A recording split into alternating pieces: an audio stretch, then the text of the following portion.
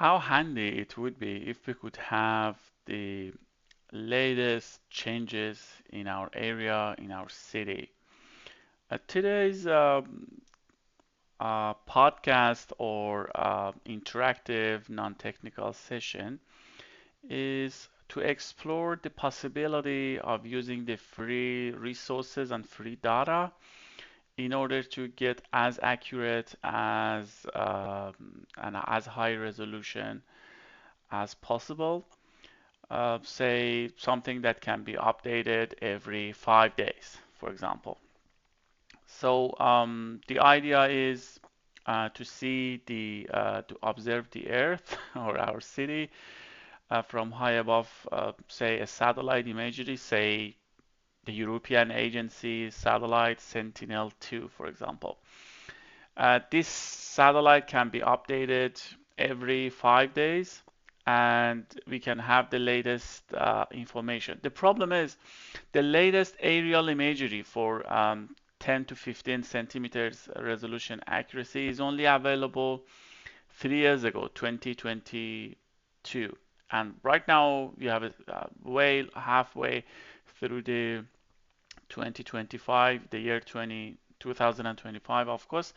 So what we can do is try to enhance the resolution thanks to the recent advances in the artificial intelligence and those kind of technologies. Um, and see if, like, although these information are freely available, what I'm gonna talk about, the other methods would be flying an aircraft to take the high resolution imagery, and coverage would be absolutely costly. Say $60,000, 100K bucks only for one fly, for an hour fly. And you remember that they go over the different strips. We call them swath. And it would, and if you remember, they would change the illumination and the lightness was quite changing and different. Even the shadow directions were different, which suggests that it would be even way more costly, like a multi-million dollar project. Whereas what we are gonna do today is the very basic foundation of doing this for sort of like free, except for the man hour or the processing or updating, which in terms of comparison, it's no way near like those kind of physically passing over the area, except for the ground truth, of course. What we are going to use is a model called generative adversarial network, also known as GAN.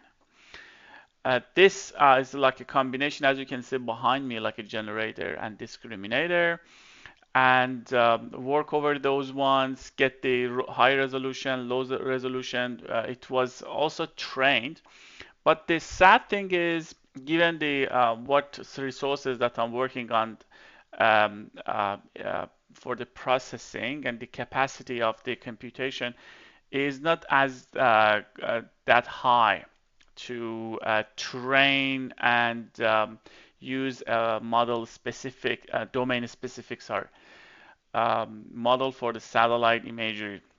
So this is purely over that.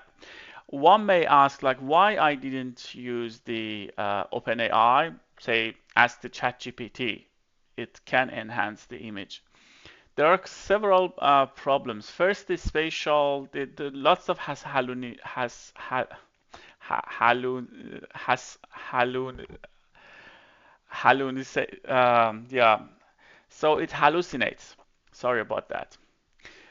And it once it's gonna sorry about that. So once it's gonna uh, try to find and generate the new, and that's the reason why these chatbots are called generative artificial intelligence. They can do the job. I'm talking too much, and let's go to the code and see how in reality these ones work. So once we have the Sentinel-2 and Sentinel-2B and A combined every 5 days, assuming that there is no cloud, it's okay. So what we're gonna want to see, like if there is any changes, like if any stadium, any spa, any demolitions in the buildings, renovations, any rebuilding, even vegetation cover changes has happened during the years. And I think given like this resolution is not high, we need to have like a less than a meter resolution. So today's is like we're gonna move from the 10 meters per pixel to something like 3.3 meters and see how viable it is. So later on we can streamline it, enhance it, and upscale a little bit more.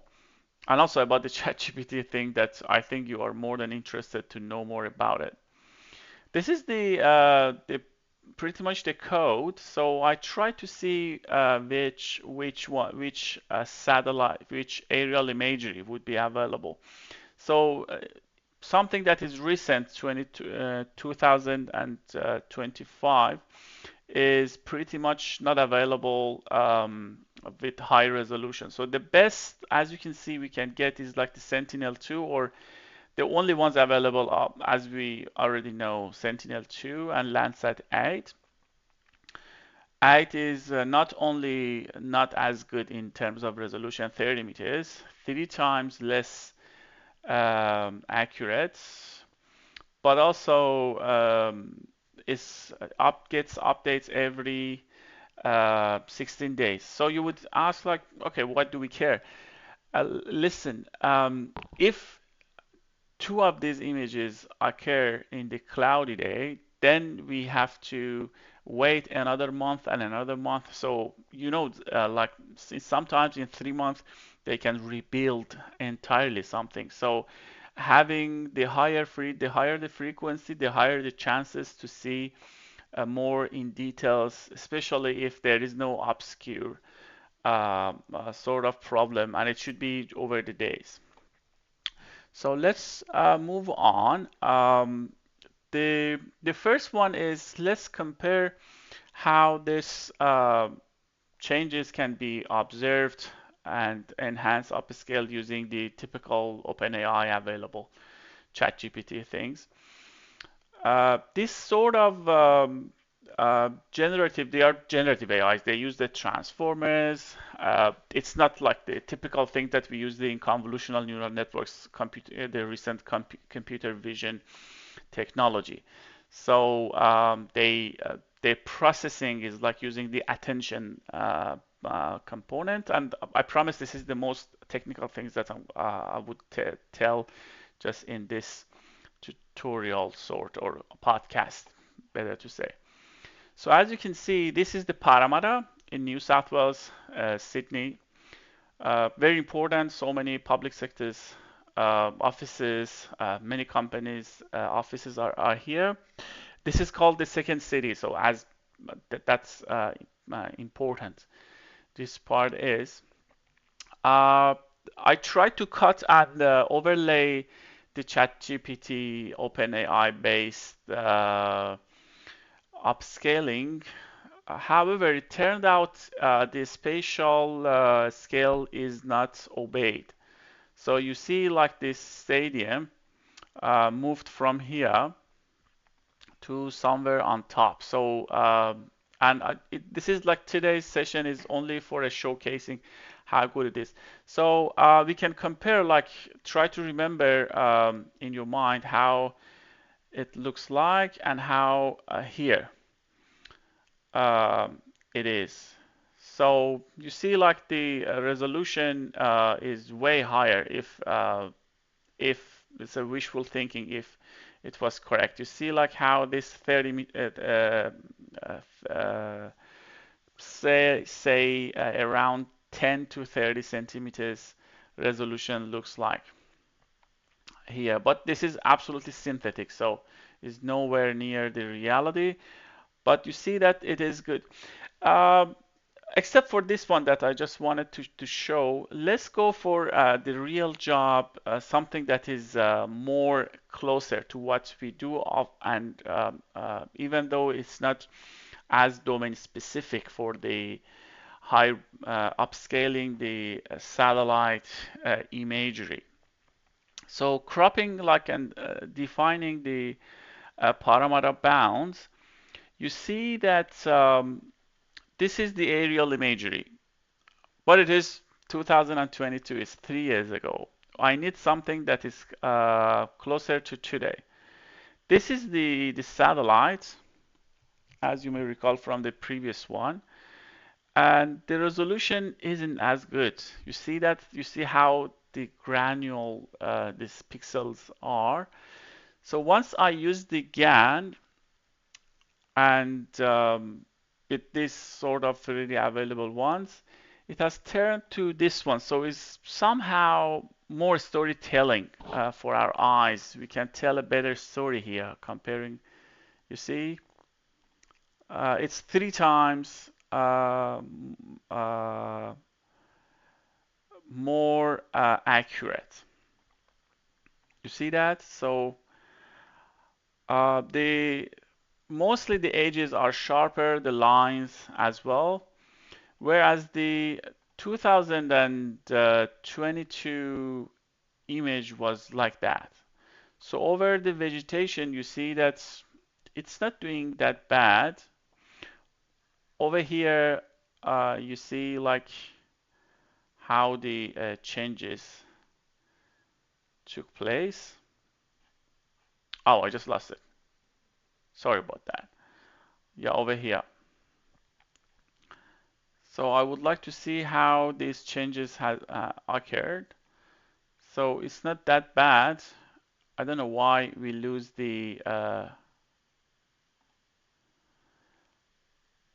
aerial imagery once we go there. There is a limitation, I think, to see that yeah, detail-based images.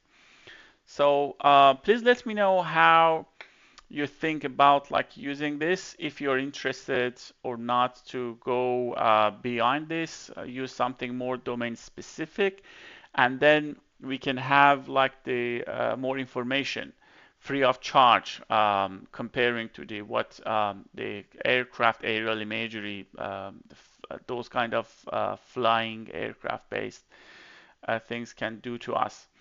And I think this is the couple of companies are trying to do that, and we would like to make it like as cheaper as possible, and as accurate and reliable. Hopefully in the next video we will go after the models that are more domain specific. Thanks for watching.